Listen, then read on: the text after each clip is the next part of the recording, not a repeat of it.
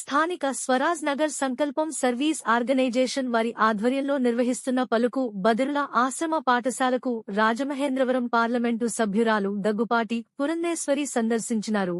ఈ యొక్క పలుకు బధిర విద్యార్థులకు సంస్థ వారు చేయుచున్న వివిధ రకాల కార్యక్రమాల మరియు వారికి అందిస్తున్న ప్రత్యేక విద్య సంబంధించి మరియు వారికి సదుపాయాల గురించి తెలుసుకున్నారు. ఈ సందర్భంగా దగ్గుబాటి పురంధేశ్వరి మాట్లాడుతూ, ప్రతిరోజు మేము చాలా రకాల కార్యక్రమాలు చేస్తూ ఉంటాము, కానీ మా నాన్నగారు శ్రీ నందమూరి తారక రామారావు గారు చాలా సందర్భాల్లో మనం మంచి కార్యక్రమాలు చేయకపోయినా మంచి కార్యక్రమాలు జరుగుతున్న ప్రదేశాలకు వెళితే ఆ యొక్క ఫలితాలు కూడా మనకు వస్తాయని చెప్పేవారని ఈ సందర్భంగా అన్నారు.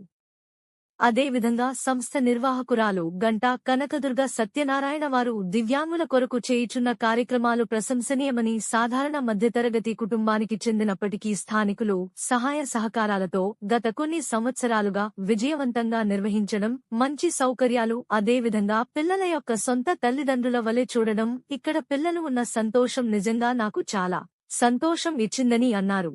ఈ సందర్భంగా దివ్యాంగులకు తిరుమల తిరుపతి దేవస్థానం దర్శనానికి సంబంధించి వచ్చిన వినతిలో భాగంగా వారు స్పందిస్తూ, తిరుమల తిరుపతి దేవస్థానంలో దివ్యాంగులకు నేరుగా ఏ విధమైన ఆన్లైన్ నమోదు లేకుండా ప్రతిరోజు స్వామివారి దర్శనం అయ్యే విధంగా నేను కృషి చేస్తానని తెలియజేశారు. నా ద్వారా ఏ విధమైన సహకారం కావాలన్నా నేను కూడా అందిస్తానని అన్నారు. పిల్లలకు అవసరమైన బీరువా మరియు దుప్పట్లు అందించడం జరిగింది.